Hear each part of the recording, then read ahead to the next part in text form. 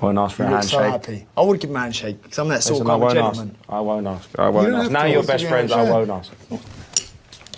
Go on, go on. Yeah. Thanks for watching. Cool. You're a good guy, Chris. I can't wait to share a room with you again, mate. I'll try. Punch the living life out of you. I'll try. Now that's gotta be the most fakest, but the most scariest handshake that I've ever seen in my life, my friends. Yo, we're 4 days away from the rematch between Conor Benn and Chris EUBANK Jr. Chris EUBANK Jr. Part 1 versus Conor Benn was absolutely, arguably, one of the greatest fights that I have ever seen in my life. Straight up. April 26th, okay? At the Tottenham Hotspur, they're going to go back this Saturday to the same stadium in front of 70,000 people and put on another family war. But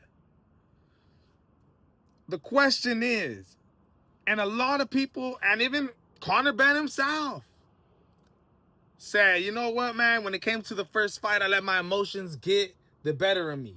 I got too emotionally invested in this. I went in there, tried to take the guy out, and as we all seen, he gassed out in the last couple rounds because Chris EUBANK Jr. started to bomb on him. All right? In this face-off, tomorrow we got the open workouts. Absolutely exciting. We had the grand arrivals today, but I want to talk about the face-off real quick. We didn't get to talk about it the other day. Chris EUBANK Jr., in my opinion, is once again getting into the head of Conor Benn. Okay? I think he's doing it. I think there was times when Conor Benn tried to play it cool and act like, you know, I'm a different person now. I'm not trying to be as bothered as I once was.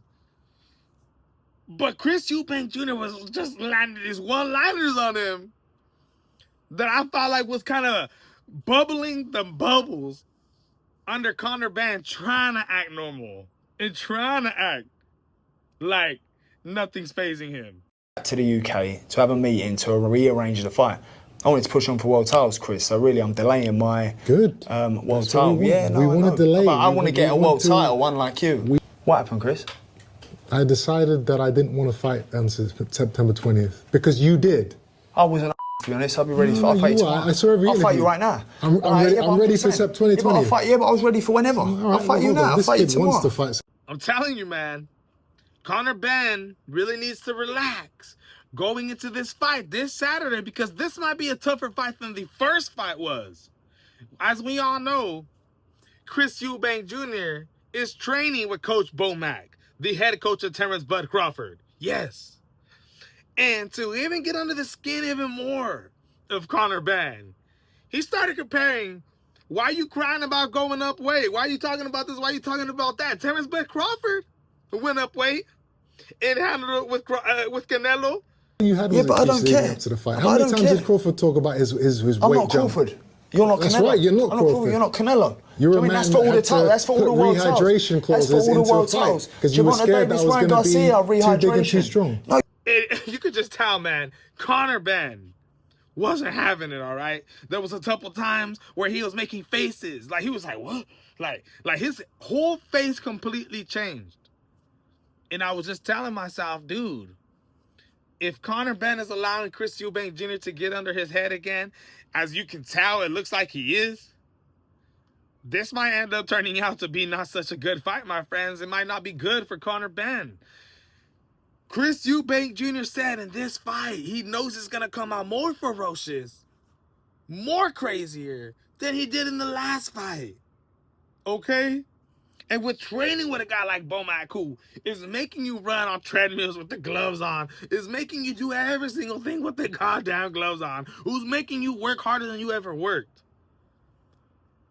And seeing at the grand arrivals the way that Bomac and Chris EUBANK Jr. link up like that, my friends. We both got the same thing in common: win. What do you see being the difference or perhaps the similarities on Saturday night? How do you believe your man does it? We going out there just to get the win. You know, if a knockout's there, he in shape to get it. Dude, I'm telling you guys right now, man. I think Chris EUBANK Jr.